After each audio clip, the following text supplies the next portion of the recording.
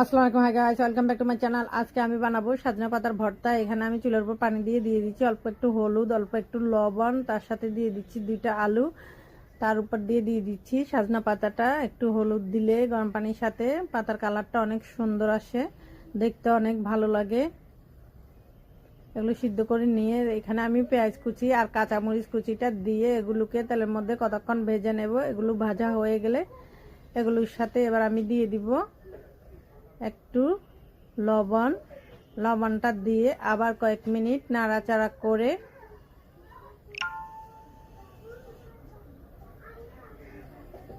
এরপর আমি দিয়ে দিচ্ছি সজনা পাতা আর আলুটা। এগুলো আমি আগে আলাদা সিদ্ধ করে নিয়েছি।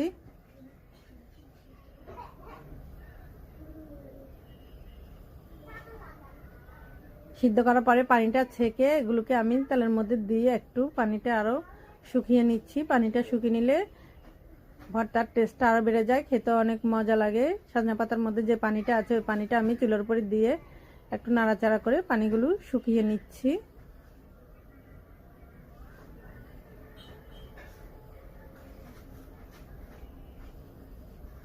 পানিটা শুকানোর পরে এগুলোকে আমি নামিয়ে নিচ্ছি। আর এখানে আমি নিয়েছি 2টা ভাজি মাছ। এখানে আমি 2টা রুই মাছ ভেজে নিয়েছি। মাছের কাঁটাগুলো ছাড়িয়ে পরিষ্কার করে নিচ্ছি।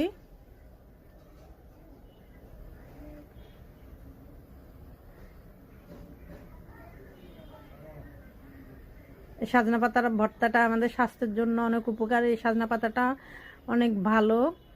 ভর্তা বানিয়ে খেলে কিংবা ভাজি করে খেলে একটা স্বাস্থ্যকর খাওয়ার। মাছের সবগুলো কাঁটা একেবারে বেছে আমি পরিষ্কার করে নিয়েছি।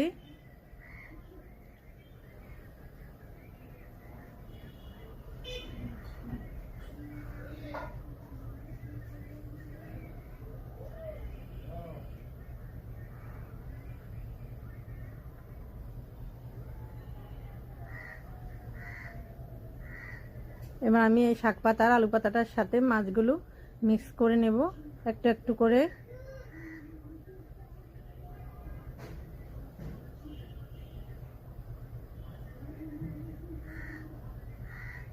সবগুলো একেবারে ভালোভাবে মেখে নেব। এবার এগুলোর সাথে আমি দিয়ে দিব অল্প একটু সরিষার তেল। তেলটা দিলে ভর্তার টেস্টটা আরও বেড়ে যায়, খেতে আরও মজা লাগে। হয়ে গেছে আমার সজনা পাতার ভর্তাটা। আজকের মতো এখানেই শেষ। আল্লাহ হাফেজ।